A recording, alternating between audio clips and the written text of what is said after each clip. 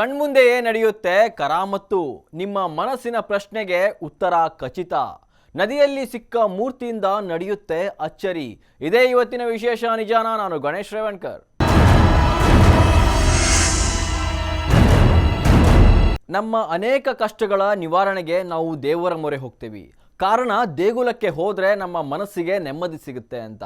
ಆದರೆ ನಮ್ಮ ಕಷ್ಟಗಳ ನಿವಾರಣೆಗಾಗಿ, ನಮ್ಮ ಕನಸು ಈಡೇರಲು ಇಲ್ಲಿಗೆ ಬಂದು ಈತ ಎಸ್ ಅಂದರೆ ಸಾಕು, ನಮ್ಮ ಕಷ್ಟಗಳು ನಿವಾರಣೆಯಾಗುತ್ತೆ. ಅಷ್ಟಕ್ಕೂ ಯಾರು ಈ ಪುಣ್ಯಾತ್ಮ? ಆತ ಇರೋದಾದರೂ ಎಲ್ಲಿ ಅಂದ್ರ ಈ ಸ್ಟೋರಿ ನೋಡಿ ನಿಮಗೆ ಗೊತ್ತಾಗುತ್ತೆ.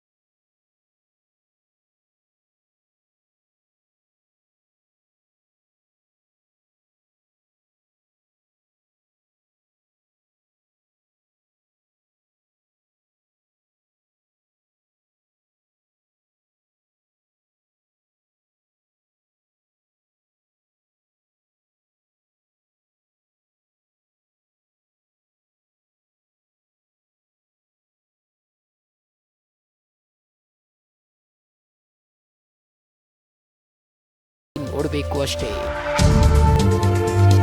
ಅದರಲ್ಲಿಯೂ ಕೆಲವು ಕಡೆ ನಡೆಯುವ ಇಂತಹ ಘಟನೆಗಳು ನಮ್ಮ ಕಣ್ಣನ್ನೇ ನಂಬದಿರುವ ಪರಿಸ್ಥಿತಿಗೆ ತಂದು ನಿಲ್ಲಿಸುತ್ತೆ. ಅವುಗಳಿಂದ ನಡೆಯುವ ಅಚ್ಚರಿಗಳು ಕೂಡ ಹೀಗೆ ಆಗೋಕೆ ಸಾಧ್ಯನಾ ಅನ್ನೋದೊಂದು ಪ್ರಶ್ನೆಯನ್ನ ಮೂಡಿಸುತ್ತೆ. ಹೌದು, ಇಂಥ ನಂಬಿಕೆಗಳ ಸಾಲಿನಲ್ಲಿ ಅಚ್ಚರಿ ಮೂಡಿಸುವ ದೇವರ ಶಕ್ತಿಯೂ ಕೂಡ ಒಂದಾಗಿದೆ ಅಂದರೆ ನಂಬಲೇಬೇಕು. ಅನಾದಿ ಕಾಲದಿಂದಲೂ ದೇವರಿದ್ದಾನೆ ಎಂಬ ನಂಬಿಕೆಯಲ್ಲಿರುವ ನಾವು ಕೂಡ ಅದನ್ನು ಇವತ್ತಿಗೂ ಮುಂದುವರಿಸಿಕೊಂಡು ಬರ್ತಿದ್ದೇವೆ. ಅದೇ ನಂಬಿಕೆಯಲ್ಲಿ ಜೀವನ.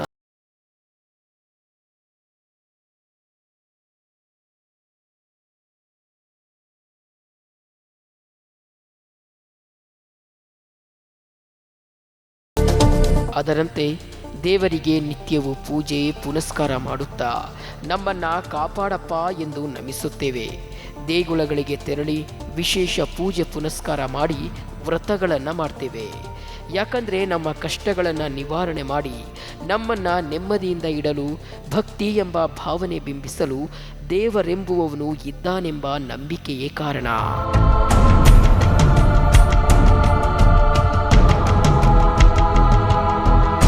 ಇಂಥ ನಂಬಿಕೆಗಳ ಮಧ್ಯೆಯೇ ಪ್ರಕೃತಿ ಹಾಗೂ ದೇಗುಲಗಳಲ್ಲೂ ಸಾಕಷ್ಟು ನಮ್ಮ ಊಹೆಗೆ ನಿಲುಕದ ಕಟು ಸತ್ಯಗಳು ನಮ್ಮ ಕಣ್ಣೆದುರಿಗೆ ಬರ್ತವೆ. ಅದರಲ್ಲಿ ಈ ದೇಗುಲ ಕೂಡ ಒಂದು.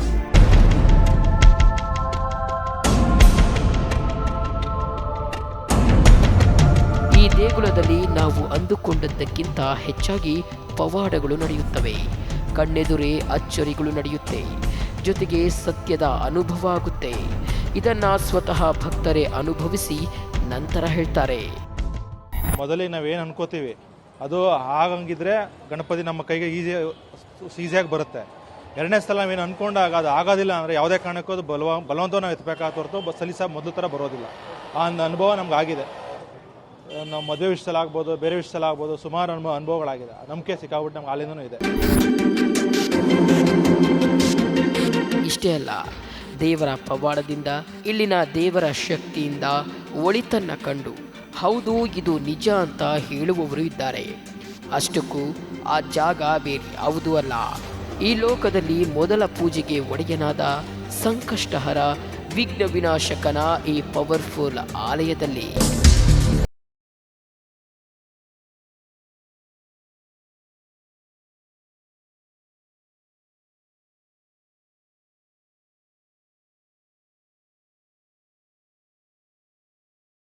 ಹೌದು, ಈ ದೇಗುಲದಲ್ಲಿ ಇಂತಹ ಪವಾಡಗಳು ನಡೆಯುತ್ತೆ. ಈ ಪವಾಡಕ್ಕೆ ಸ್ವತಃ ನಾವು ಕೂಡ ಒಮ್ಮೆ ಚಕಿತಗೊಂಡಿದ್ದು ಉಂಟು. ಭಕ್ತರು ದೇಗುಲಕ್ಕೆ ಆಗಮಿಸಿ ಪೂಜೆ ಪುನಸ್ಕಾರ ನೆರವೇರಿಸಿದ ನಂತರ ಪುರೋಹಿತರಿಗೆ ತಿಳಿಸ್ತಾರೆ.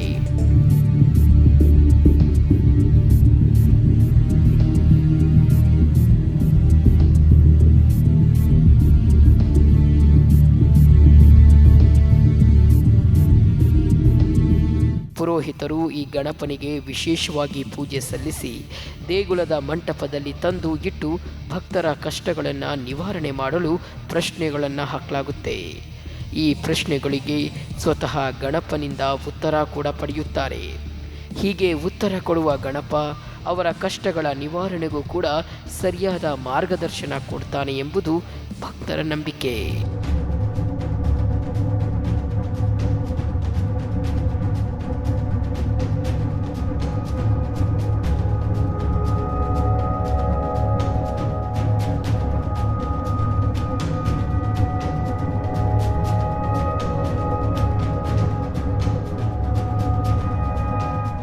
ಗಣೇಶ ಅಂದರೆ ಹಲವರ ಅಚ್ಚುಮೆಚ್ಚಿನ ದೇವರು. ಎಲ್ಲ ದೇವರ ಪೂಜೆಗಿಂತ ಮೊದಲು ಪೂಜಿಸಲ್ಪಡುವ ಗಣಪ ಇಲ್ಲಿ ಮಾಡುತ್ತಿರುವ ಅಚ್ಚರಿಯನ್ನು ಕಂಡ್ರೆ ನೀವು ಒಂದು ಕ್ಷಣ ಶಾಕ್ ಆಗೋದ್ರಲ್ಲಿ ಅನುಮಾನವೇ ಇಲ್ಲ. ಹಾಗಾದರೆ ಅದೇನು ಅಚ್ಚರಿ ಅಂತ ನೋಡೋಣ ಚಿಕ್ಕದೊಂದು ಬ್ರೇಕ್ ಆದಮೇಲೆ.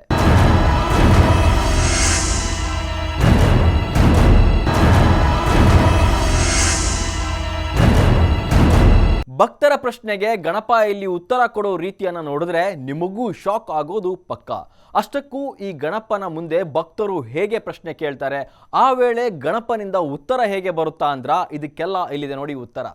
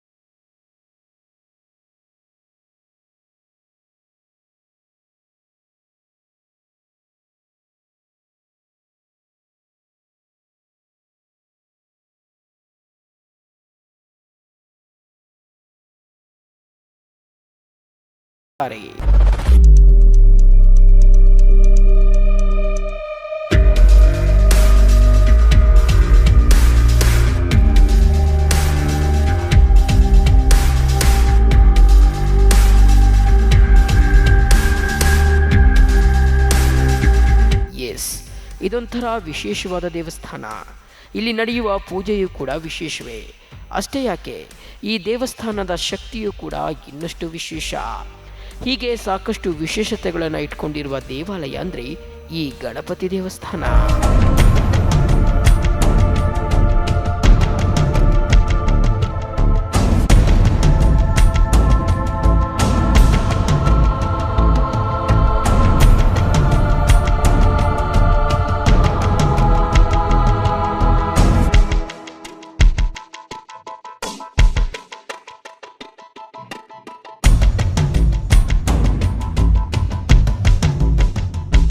ಇನ್ನು ನಮಗೆ ಸಾಕಷ್ಟು ಕುತೂಹಲ ಇರೋದು, ಹೇಗೆ ದೇವರಿಗೆ ಪ್ರಶ್ನೆಗಳನ್ನು ಕೇಳ್ತಾರೆ, ಅದಕ್ಕೆ ಹೇಗೆ ನಮಗೆ ಉತ್ತರ ಸಿಗುತ್ತೆ ಅನ್ನೋದು. ಎಸ್, ಅದಕ್ಕೆ ಉತ್ತರ ಇಲ್ಲಿದೆ ನೋಡಿ.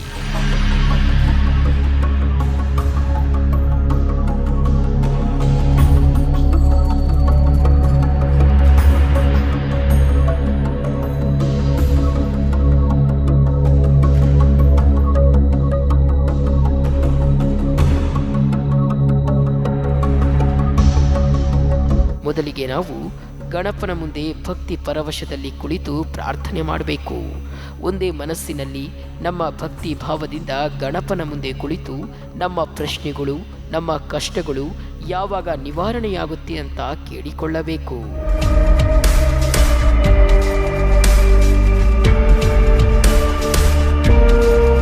ಹೀಗೆ ಕೇಳಿದ ಪ್ರಶ್ನೆಗೆ ಈ ಗಣಪತಿ ತನ್ನದೇ ರೀತಿಯಲ್ಲಿ ಉತ್ತರ ಕೊಡ್ತಾನೆ. ಅದರಲ್ಲಿಯೂ ತೀರಾ ಸುಲಭವಾಗಿ ಹಾಗೂ ಸಾಕಷ್ಟು ಭಿನ್ನವಾಗಿ ನಮ್ಮ ಪ್ರಶ್ನೆಗೆ ಉತ್ತರ ಕೊಡ್ತಾನೆ ಇಲ್ಲಿರುವ ಗಜಾನನ. ನಮ್ಮ ಮನಸ್ಸಿನ ಮಾತನ್ನ ಅರ್ಥ ಮಾಡಿಕೊಂಡು ಅದಕ್ಕೆ ಪೂರಕವಾದ ಉತ್ತರವನ್ನ ಕೊಡುತ್ತಾ ಭಕ್ತರ ಪಾಲಿನ ಕರುಣಾಮಯಿಯಾಗಿದ್ದಾನೆ ವಿಘ್ನ ವಿನಾಶಕ.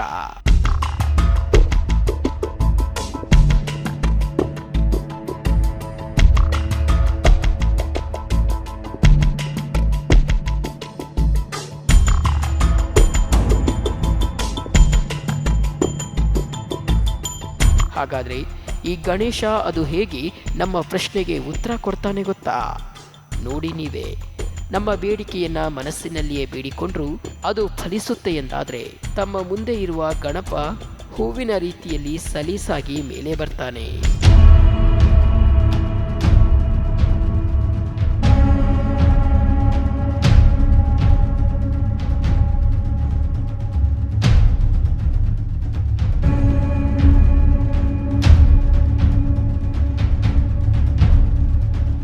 ಹೌದು, ನಮ್ಮ ಬೇಡಿಕೆ ಫಲಿಸುತ್ತೆ ಎಂದಾದರೆ ಗಣಪ ಹೂವಿನ ರೀತಿಯಲ್ಲಿ ಮೇಲೆ ಬರ್ತಾನೆ. ಇಲ್ಲವಾದರೆ ನಾವೆಷ್ಟೇ ಪ್ರಯತ್ನ ಪಟ್ಟರೂ ಕೈಯಲ್ಲಿರುವ ಬಲವೆಲ್ಲ ಬಿಟ್ಟು ಮೇಲೆತ್ತಲು ಯತ್ನಿಸಿದ್ರೂ ಯಾವುದೇ ಪ್ರಯೋಜನವಾಗಲ್ಲ.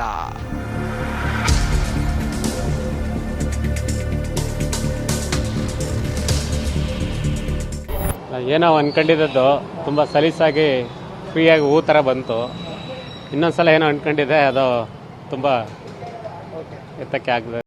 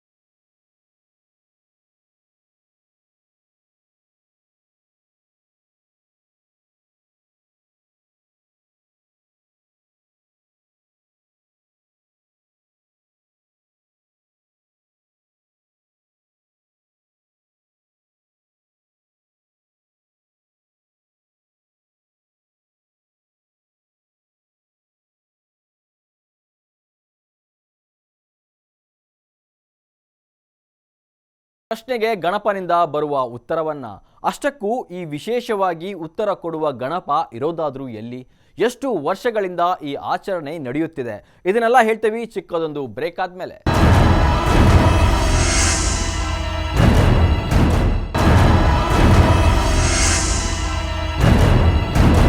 ನೆನೆದವರ ಪಾಲಿನ ಕಲ್ಪವೃಕ್ಷವಾಗಿ ಮನಸ್ಸಿನ ಬೇಡಿಕೆಯನ್ನ ಕೇಳಿಕೊಂಡ ನಂತರ ಉತ್ತರ ಕೊಡುವ ಗಣಪ ಇರೋದಾದ್ರೂ ಎಲ್ಲಿ? ಈ ಗಣಪನ ಹತ್ತಿರ ಯಾವ ಟೈಮ್ನಲ್ಲಿ ನೀವು ಪ್ರಶ್ನೆಗಳನ್ನ ಕೇಳಬಹುದು ಗೊತ್ತಾ?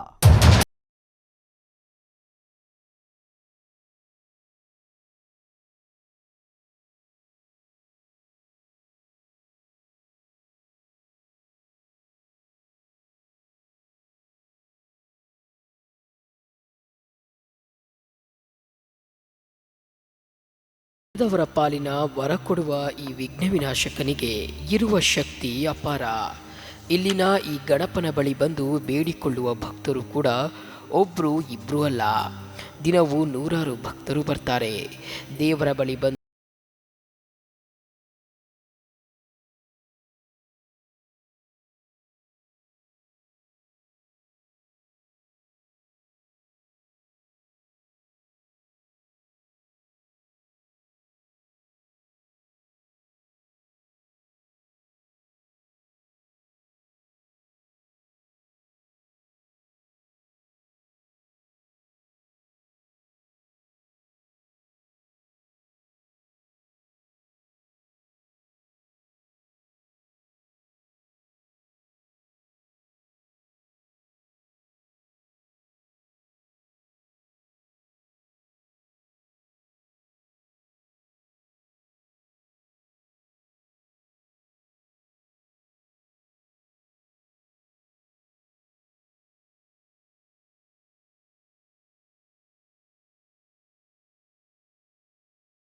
ಬಳಿ ಬಂದು ಯಾರಿಗೇ ಕೇಳಿದ್ರು 101 ಗಣಪತಿ ದೇಗುಲ ಇಲ್ಲಿಯೇ ಇದೆ ಅಂತ ಹೇಳ್ತಾರೆ. ಈ ದೇಗುಲಕ್ಕೆ ಆಗಮಿಸೋ ಅದೆಷ್ಟೋ ಭಕ್ತರಿಗೆ ಈ ಗಣಪನ ವಿಷಯ ಹಾಗೂ ಮಹಾತ್ಮೆಯೇ ಗೊತ್ತಿಲ್ಲ.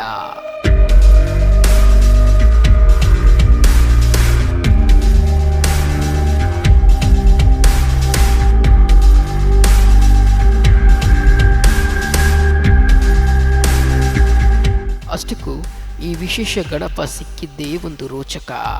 ಯಾಕಂದರೆ ಈ ಗಣಪ ಸಿಕ್ಕಿದ್ದು ಕಾವೇರಿ ನದಿಯ ತಟದಲ್ಲಂತೆ. ಒಂದು ದಿನ ಪುರೋಹಿತರಾದ ಸುನಿಲ್ ಶರ್ಮಾ ಅವರು ಕಾವೇರಿ ನದಿಯಲ್ಲಿ ಸ್ನಾನ ಮುಗಿಸಿ ಸೂರ್ಯ ವಂದನೆ ಮುಗಿಸಿದ್ರು.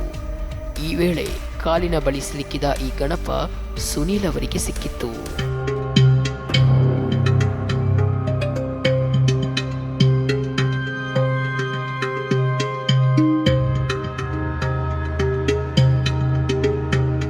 ಹೀಗೆ ಪವಿತ್ರ ಕಾವೇರಿ ನದಿಯಲ್ಲಿ ಸಿಕ್ಕ ಗಣಪತಿಯ ಮೂರ್ತಿಯನ್ನು ತಂದು ವಿಶೇಷ ಪೂಜೆಗಳನ್ನು ಮಾಡಿದ ಸುನಿಲ್ ಶರ್ಮಾ ಅವರು ಇದನ್ನು ಭಕ್ತರಿಗೆ ಮಾತ್ರ ವೀಕ್ಷಣೆಗೆ ಕೊಟ್ಟಿರಲಿಲ್ಲ.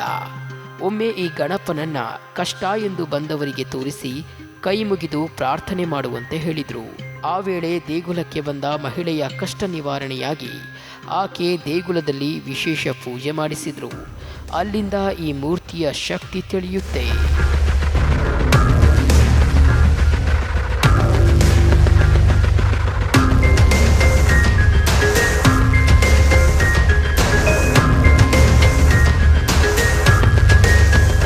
ಹೋದೆ, ನದಿಗೆ ಹೋಗಿ ಒಳಗೆ ಇಳಿದು ಸ್ನಾನ ಮಾಡಬೇಕು ಅನ್ನಿಸ್ತು. ಸ್ನಾನ ಮಾಡಿದೆ, ಒಳಗೆ ಮುಳುಗ್ದೆ, ಎದ್ದೆ. ಆಗ ಏನೋ ಒಂಥರ ಅನುಭವ ಆಯಿತು, ಕಾಲಿಗೆ ಜುಮ್ ಜುಮ್ ಅಂದಂಗೆ ಆಯಿತು. ಆಗ ಏನೋ ಇರ್ಬೋದು ಅಂತ ಅಂದ್ಬಿಟ್ಟು ಮುಟ್ಟಿದೆ. ಒಂದು ವಿಗ್ರಹದ ಥರ ಸಿಕ್ತು. ಅದನ್ನು ಹಾಗೇ ಎತ್ಕೊಂಡು ಬಂದು ಗಣಪತಿ ನನಗೆ ಮೊದಲಿಂದ ಆಗಲೇ ಹುಟ್ಟಿದಾಗಿಂದನೂ ನನ್ನ ಗಣಪತಿ ಅಂದರೆ ಪ್ರಿಯ. ನಾನು ಯಾವುದೇ ಗಣಪತಿ ಸಂಬಂಧಪಟ್ಟ ಯಾವುದೇ ವಸ್ತುಗಳಾಗಿರ್ಬೋದು, ವಿಗ್ರಹ ಆಗಿರ್ಬೋದು, ಗಣಪತಿ ಬುಕ್ ಆಗಿರ್ಬೋದು, ಎಲ್ಲನೂ ನಾನು ದೀರ್ಘಕಾಲವಾಗಿ ಅಧ್ಯಯನ ಮಾಡ್ತಾ ಬರ್ತಿದ್ದೀನಿ. ಅದನ್ನಾಗಿ ಏನೋ ಗಣಪತಿ ಸಿಕ್ತಲ್ಲ ಅನ್ನೋ ಖುಷಿಗೆ ತಗೊಬಂದು ನಾವು ದೇವಸ್ಥಾನದಲ್ಲಿ ಮಡಗಿ ನಿತ್ಯ ಪೂಜೆ ಮಾಡ್ತಿದ್ದೆ. ಇದಾದ ಬಳಿಕ ಪ್ರಶ್ನೆಗಳನ್ನು ಕೇಳಿದ ಸುನಿಲ್ ಶರ್ಮಾ ಅವರಿಗೂ ಆಶ್ಚರ್ಯ ಎದುರಾಗಿತ್ತು. ಈ ಗಣಪನ ಮೂರ್ತಿಯನ್ನು ವಿಶೇಷವಾಗಿ ಪೂಜೆ ಮಾಡುತ್ತಾ ಪ್ರತಿ ಮಂಗಳವಾರ ಮಾತ್ರ ಭಕ್ತರು ಕಷ್ಟ ಎಂದು ಬರುವವರಿಗೆ ಪ್ರಶ್ನೆಗಳನ್ನು ಕೇಳಲು ಅನುವು ಮಾಡಿಕೊಡುತ್ತಿದ್ದರು.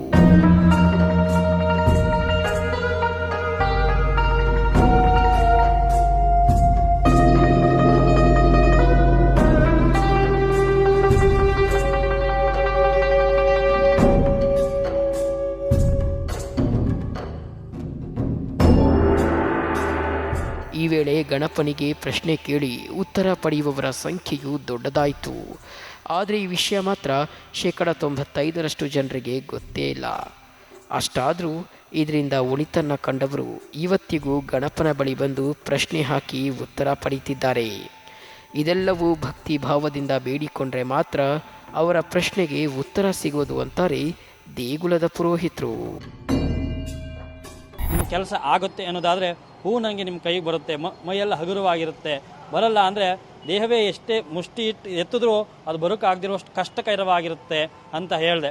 ಆಗ ಅವರು ಒಂದು ಸೀದ ಪ್ರಯತ್ನ ಮಾಡಬೇಕು ಅಂತ ಹೇಳಿದಾಗ ನಾನು ಮಂಗಳವಾರ ಬೆಳಿಗ್ಗೆ ಸ್ನಾನ ಮಾಡ್ಕೊಂಡು ಬನ್ನಿ, ಆಗ ನಾನು ನಿಮಗೆ ತೋರಿಸ್ತೀನಿ ಅದನ್ನು, ಆಗ ಎತ್ತೂರಂತೆ ಅಂತ ಹೇಳಿದೆ. ಅವರು ಅದೇ ಥರ ಬಂದು ಬೆಳಗ್ಗೆ ಎತ್ತಿದ್ರು. ಅವ್ರಿಗೆ ಅದೇ ಥರ ಕೆಲಸ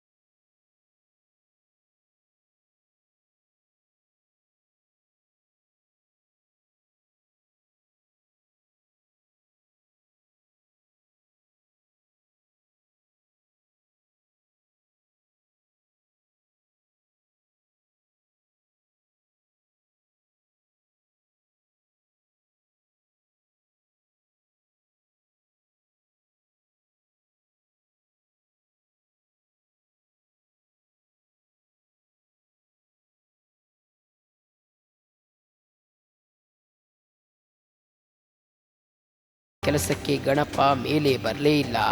ಇದನ್ನು ಕಂಡು ಒಂದು ಕ್ಷಣ ನಮಗೂ ಕೂಡ ಅಚ್ಚರಿ.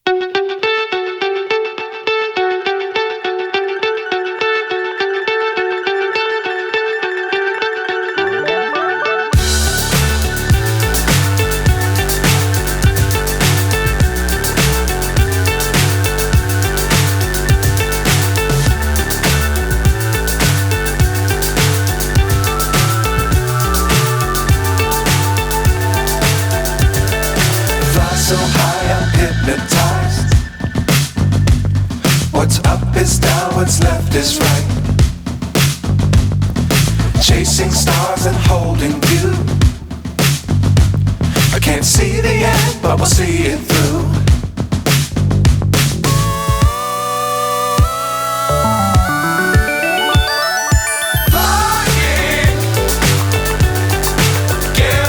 ಮಹಿಮೆಯನ್ನ ಇದು ಭಕ್ತರು ದೇವರ ಮೇಲೆ ಇಟ್ಟಿರುವ ನಂಬಿಕೆಯ ಪ್ರತೀತಿ ಅಂದರೆ ತಪ್ಪಾಗಲಾರದು. ಆದರೂ ಇದು ಅವರವರ ನಂಬಿಕೆಗೆ ಬಿಟ್ಟ ವಿಚಾರವೂ ಹೌದು. ಅದೇನೇ ಇದ್ರೂ ಇದನ್ನ ನೋಡಿದಾಗ ಕೊನೆಗೆ ನಮ್ಮ ಮನಸ್ಸಿನಲ್ಲಿ ಮೂಡುವ ಒಂದು ಪ್ರಶ್ನೆ, ಇದು ನಿಜನಾ?